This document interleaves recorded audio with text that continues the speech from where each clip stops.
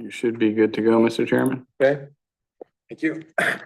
Good evening, everyone. I want to invite, invite everyone to the meeting for the 23 January TPZ meeting. Please stand and pledge allegiance to the flag. January. Pledge allegiance to the flag, United States of Did he say America, January? and to the republic which stands one nation under God, indivisible, with liberty and justice for all. Yes, he did. Noreen, can we have the roll call, please? Here. Commissioner Harvey, Here. Commissioner Manner. It's online, right? He is. Okay. Can you hear us? Yes, I Chris? can. Yeah, I can. Okay. Commissioner Nafis. Here. Commissioner Cascarelli. Here. Chairman Sobieski. Here. Commissioner Woods. Here. Commissioner Hoffman. Here. Commissioner Wakama. Here. You're all set. Thank you. You're welcome. Next approval of the agenda. Eric, do you have anything? There are no changes to the agenda, Mr. Chairman. All right, thank you. Next is public participation, first round. Anybody online? No one online has their hand raised, Mr. Chairman. Anybody in the audience here? Okay.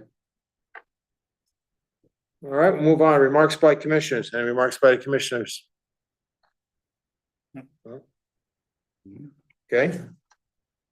We have no public hearings, I believe, right? That is correct. There are no public All right. hearings opening tonight. Next will be approval of the minutes.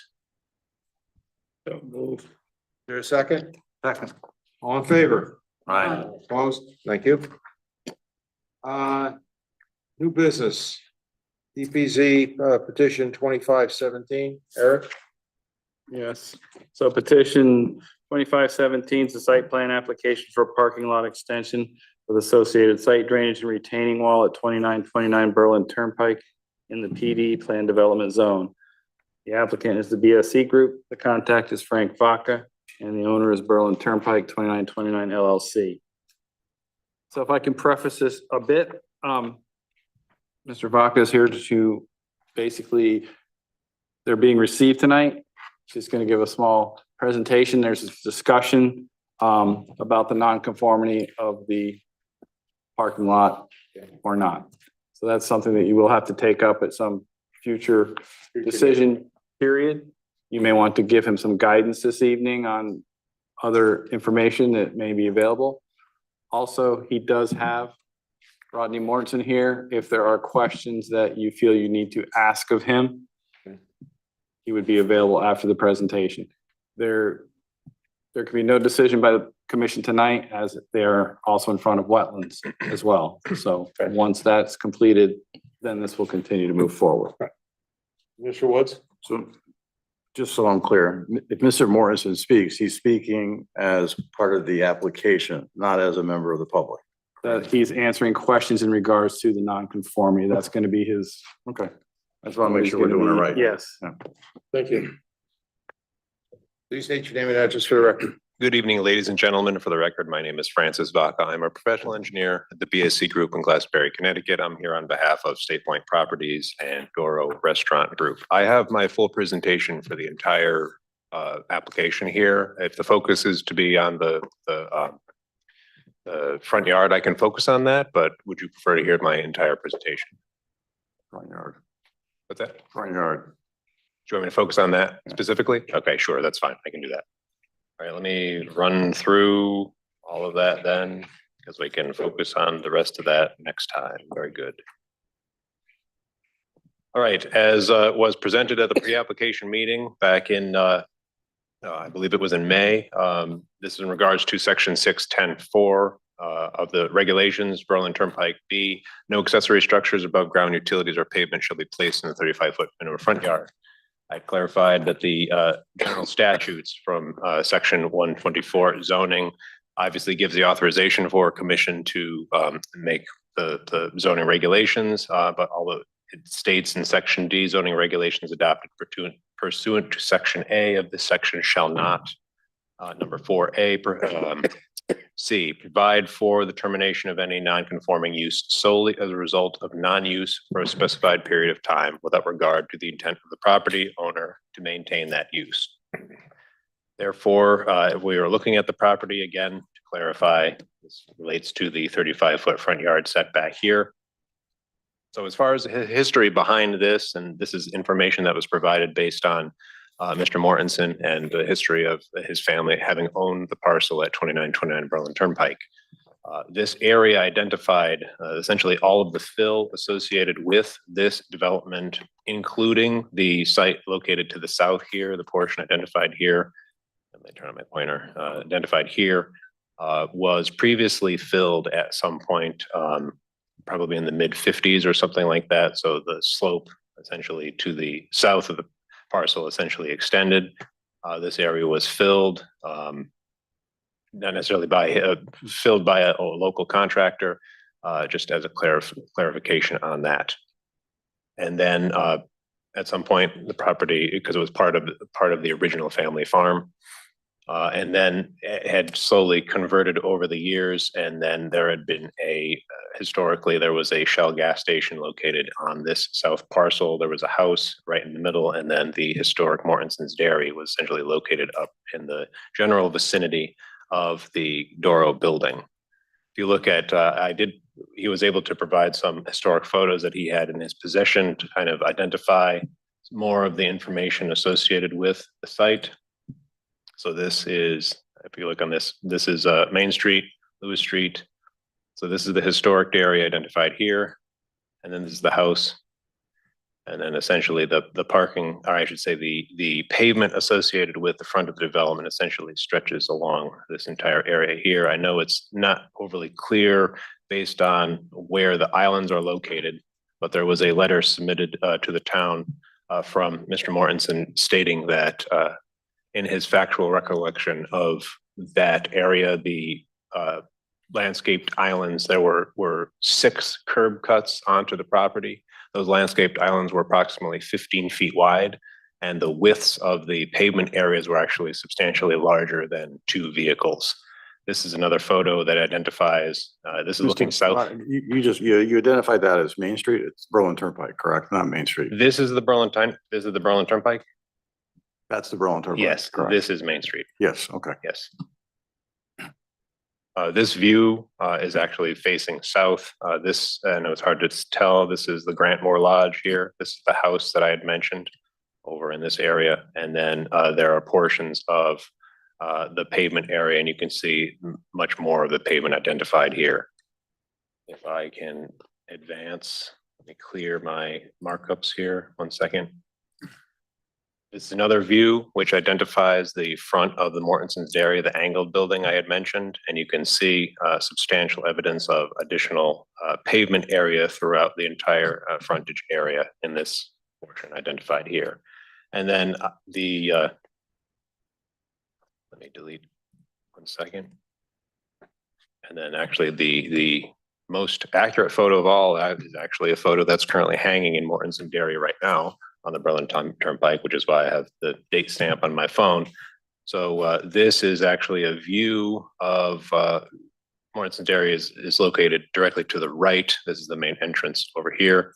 And this view actually shows the front portion of the parcel. And what I did is I highlighted essentially the pavement area associated with this. So this is a landscaped island identified here. This is one of the curb cuts, another landscaped island, another curb cut identified here. In total, and coordinating with Mr. Mortensen, there were 6 total curb cuts onto property, the frontage of the property. So this is essentially, now, none of the photos that we have accurately represent the scale of the locations of those. So what I did to be conservative is I set all of the sizes of those entrances at a maximum of 24 feet to essentially have them as small as possible and still satisfy the requirements associated with an entrance in and an entrance out.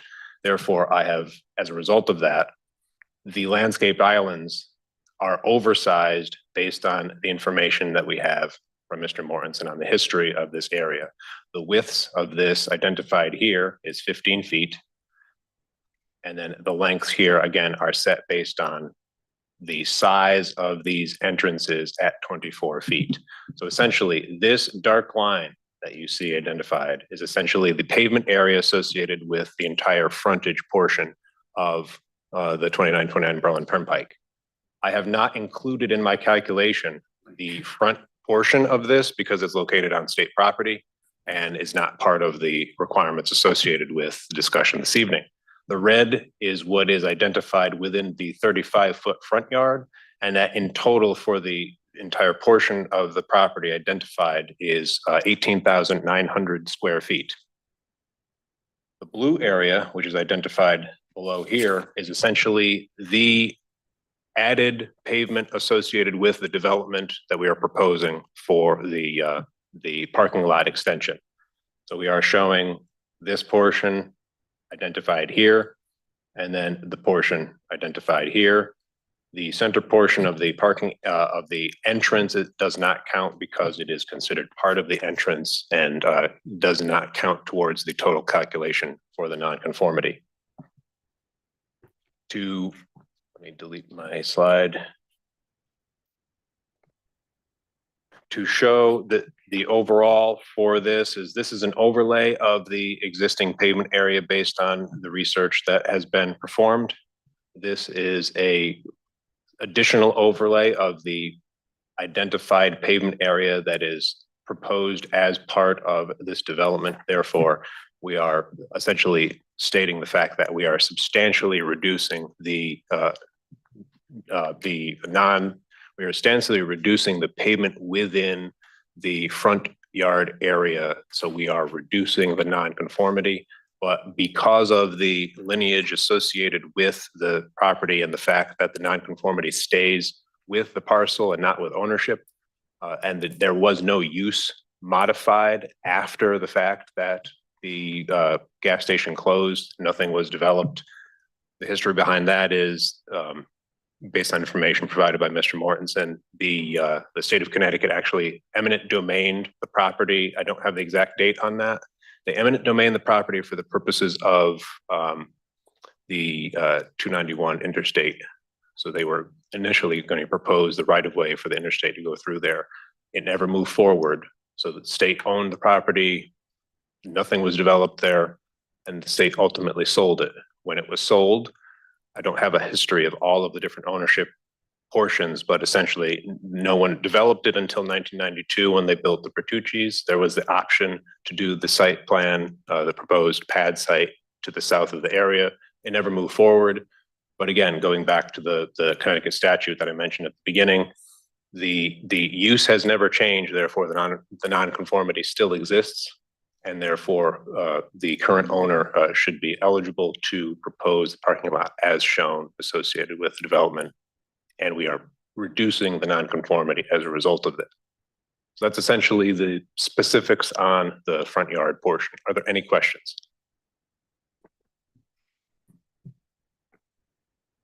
Commissioner Arkley. You had mentioned the number of curb cuts initially. You said 6, did you? That is the information I was told, yes. And what do you have presently for curb cuts? Currently now we have 1 curb cut. We are proposing 1 additional curb cut. Give me 1 second and I will. And that would be heading south? So yeah, we're right. We are proposing there's 1 curb cut existing. We are proposing 1 additional curb cut. Yes. And the number that apparently back in 2023 of 109, was that a number that you adjusted initially, downward or upward? The original approved parking calculation for 109 was reduced down by 7 spaces. There were 7 spaces initially at the front of the restaurant that has been replaced by the patio that's currently there. The reduction still satisfied the parking requirements of the town of Newington, so that the public space within the building is we still satisfy the requirement of the parking. And how many handicap do you presently have? We currently have 5. We are proposing, it's not shown on this plan, we are proposing 3 additional spaces. Currently, there was 1 added as part of the 2024 approval. We are adding 2 additional ones to account for the increase in parking. Those will be added parallel to the one that was recently installed because that area is handicap accessible. So they would be included in the 222? They are included. The correct number actually is 216. I recalculated by hand every single one. There are in total 216, and those 3 spaces are included in that. Yes. And are you gonna continue the 50 spaces that you discussed last time down with the grocery? There is currently, the lease is currently a monthly lease. Month to month. It is a month-to-month lease. They are currently continuing to expand it. However, the intent that could change at any time, which is why we are still proposing the quantity of spaces. We would essentially be utilizing the farthest portions of the lot for employee parking, and to eliminate the need to maintain the 50 spaces. And to clarify, just so it's on the record, the plan set that you have in front of you has an access stair down to that lot. That stair has been eliminated from the project. So currently, how are people getting out of your restaurant after they're done? Do they come in the same way or go out the same way? That is correct. They currently go in and out. So they enter. Hold on one second. Yeah, it's a combination in and out entrance. There we go. Yeah, so it's currently a right in, right out. So right in off of the Berlin Turnpike, and then when you exit, it's right out of the Berlin Turnpike. We are proposing an additional right in, right out that has been off the record discussed with Connecticut DOT. They can't provide any formal documentation because the site plan approval has not been granted, but they indicated off the record that they are amenable to an additional right in, right out at the location identified. Have you incurred any issues currently with traffic getting out? There hasn't been. With traffic getting out, it out is of not your- my, I out of don't your have parking information. Well, probably. It's not a get you question. A lot of people leave. It's really inconvenient to come all the way back, plus people Yeah. are walking out of the restaurant, trying to get to their cars, people are trying to leave. Right, So the people on that end of the parking lot would be a lot easier for them to. well, I agree. Can you please So- come up and state your name and address? Please, thank you. So the last part of my question, if Wait a I minute, might, Joe. Mr. Chairman, you're not counting the 50 and the 215 or 222 number. I'm sorry, please Are restate. you including the 50 spots that you lease in this number? No, no. Okay. So that is the total parking, and that will account for the 50 spaces. So if you add the 50 plus the current 109, we are accounting for those plus additional. Thank you. Thank you, Sir. Mr. Chairman. Joe Sulo, I'm owner of State Point Properties, which owns the land over there. I live in 9C Lane, Old Lyme, Connecticut. Okay, thank you. Any other questions from commissioners? I had one about the DOT with Mr. Vaca answered it just before I had an opportunity to ask it. All right, I'll also state for the Um, record, because of that quantity of parking spaces, I will ask, Mr. Chairman, this has to go to a public hearing, correct? yes. Next? Is that what I read? Well, it's in conservation now. Currently, I this I is, realize we can't approve it. right, until this currently is- it's just a site plan mod, so it's, there's no public hearing. There is no public hearing. However, there is a question of potential slopes as required, certain slopes require a special permit from TPZ. Mr. Vaca is, they're going to review those calculations with our engineer and just to see you may be able to avoid that or not. And the slope on the rear of the property we're talking about? Yeah, I believe so, yes. Can you address that, Mr. Vaca? to clarify that, so the gray area that you say identified here actually is, and this is a requirement for site plans, that has been added to this current set that I am presenting to you. It's not on your current plan set in front of you. Anything identified here in gray are slopes that are or greater than 15% slope, which is 1 in 6. So those have all been identified here. And the understanding of the way that the regulations are written is that there are three different points in the regs that specify that they have to be clearly marked on the plans, which they will be.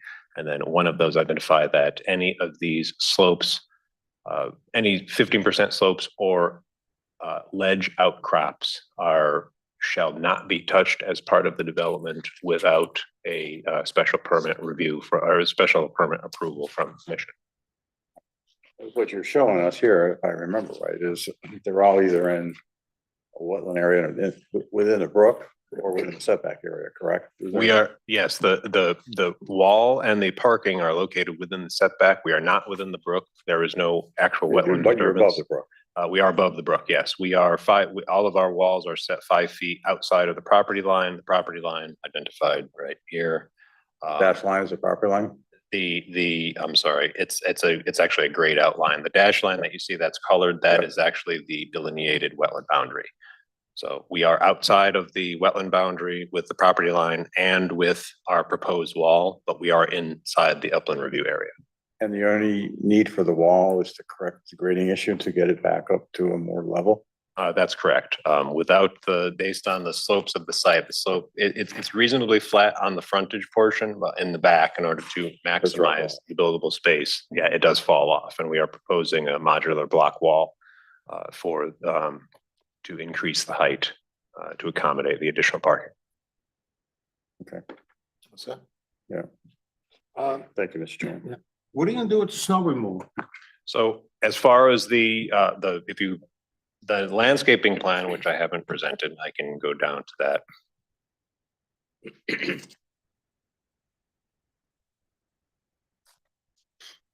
Bear with me.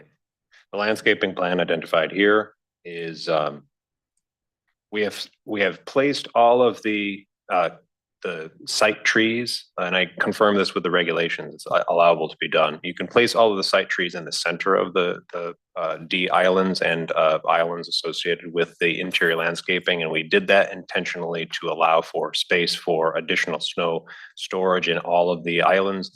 The islands identified here in red are the water quality units. I can present that at the next meeting.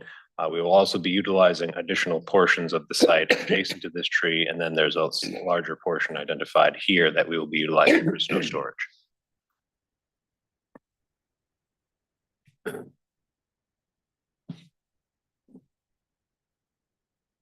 Well, I'd be a little concerned with the snow you're gonna be piling up near the driveways, that area there. It may cause a sightline at some point in time. A sightline issue with this one, you're saying? You're right there, yeah. Yes, it's possible. There is I apologize, I don't have the dimension in front of me. There should be distance enough given this space. It's probably in the I believe this is a 12-foot radius. It's either 12 or 25. We should have adequate clearance to allow for sightline issues. That is one thing that we would ultimately have to clarify with Connecticut DOT anyway, so they will ensure that those sightline issues will be satisfied. And you said you've been assured by DOT they're gonna approve this or off the record? They are off the record saying that they will allow for a second right-in, right-out. They have not said that they would approve it. They've said Okay. that they would be amenable to the additional right-in, right-out.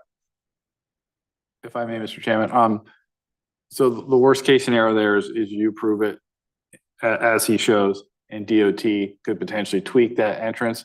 This happened on 4 Hartford Avenue when the convenience store went in. They had to come back in for a mod because DOT made him change the Right. angle of that Remember sweep that, and yes. stuff. So you'll still get to look at it, but it's, Well, we go.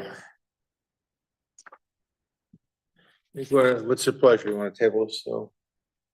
Yeah, I just make one more comment. I think that it clearly shows from the pictures that Mr. Mortensen provided you, that you're actually reducing, the pavement that was there back in the 60s and 50s. And trying to do the best you can to maintain that buffer, actually even enlarging it from what it was originally. Again, I spent many afternoons having lunch at the Mortensen restaurant because I worked down below it. And I remember the Shell station, and it was pretty much a sea of black. So I like what you've done. I'm glad that the restaurant appears to be very successful, which is good. I want to make sure that you can keep your employees safe. Because what I've seen and it's happened not only at yours, but in other places, especially in the beginning, although you are very fortunate because you tend to be busy all the time. But I don't want anybody parking in Walgreens and walking across the Berlin Turnpike. Right. And to be honest with you, I don't even really want your employees in the lower lot which I'm sure you don't either, but you also, you have to make space. So I get that. So I think you've done a good job in presenting this to us. And I think we do need to table this because we can't approve it Correct. until it goes through wetlands. And is it due to go through wetlands at their next meeting? He's already presented to wetlands. I believe the next wetlands meeting, they'll make a determination whether public hearing is required and they'll move forward. The, They only meet once a month, correct? to clarify, Eric, it was, they voted for, there is no need for a public Okay. hearing. I didn't realize that. Sure. That's Good to fine. know. So you could get approval or denial at the next meeting. Yes. I'll just throw in one more thing, because I've heard, you cleared, vegetative space. You cleared an unmaintained parking lot. It's been an unmaintained parking lot for 35 years. That's deteriorated badly, but I mean, it's not like it's virgin land. There was a building there. Then when someone took the tanks out that were in the ground for the gasoline station. So it has been remediated, which is good to see, but it wasn't vacant land that's been sitting there forever. Okay, thank you, Mr. Chairman. Entertain a motion, Steve? Yeah. Move the table, the application, where am I? Yeah, until the 8/13 meeting, 8/13/2025 meeting. Is there a second? Second. All in favor? Aye. Opposed? Thank you. Thank you. Thank you. Thank you for the time. Okay, next one is, Burger and fries, please. and make sure you get some ice cream with it too. Thank you, gentlemen. Thank you. All right, next meeting, and next one is, old business. Jim? Position 25. Yep. Petition TPZ 2511, special permit, section 3.17.8 for a used motor vehicle sales and service use at 115 Payne Road in the PD Plan Development Zone. Applicant contact John Incontro, owner H&M Property Holdings LLC. Application was received 5/28/2025 and 65 days to open public hearing by 8/1. 12-day extension granted to the open hearing for 8/13/2025. So it appears the applicant is not here this evening. He did revise the plan. If you look, you guys had some questions about, how the vehicles are gonna be shown in the building, parking, et cetera. So he did revise the plan. We believe it's close enough to open the public hearing by the next meeting of the 13th. Okay. So. And we've continued to work with them and he's amended the plans, et cetera. The only consideration for you guys is the auto detailing use is not a use that has a parking count in the regulations. So you guys are gonna have to make that determination if he's showing enough parking, if you feel that will be enough for the vehicle sales, which he has moved all those, I think it's 7 or 9 spaces out of the front yard setback and he has clearly marked. And then you're just gonna use the rest in the front there for cars he's detailing stuff back and forth. Okay. So he did kind of revise the plan like per your suggestions. And we think it's close enough with just some minor revisions possibly, depending on when the public hearing opens and if there's any further questions on that. We'll table this one also. Yep, that would be just table it and we will open the public hearing. And again, you'll just have to think about this 20 or 21 spaces. Is that going to be enough for the uses that are going to be going on there? So move the table application TPC 25-11 until the opening of the public hearing on August 13th, 2025. There a second? Second. All in favor? Aye. Opposed? Thank you. Okay,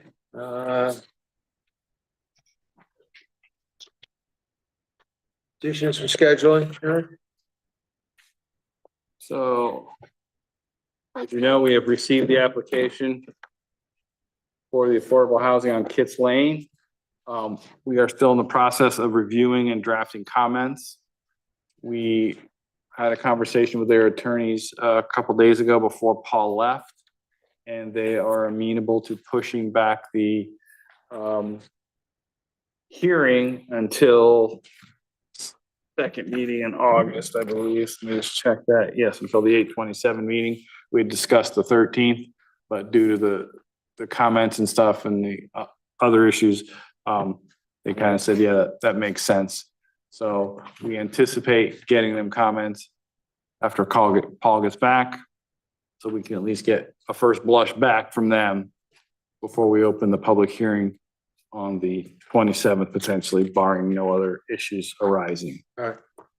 Thank you, Eric. Town planners report, I guess, that's it?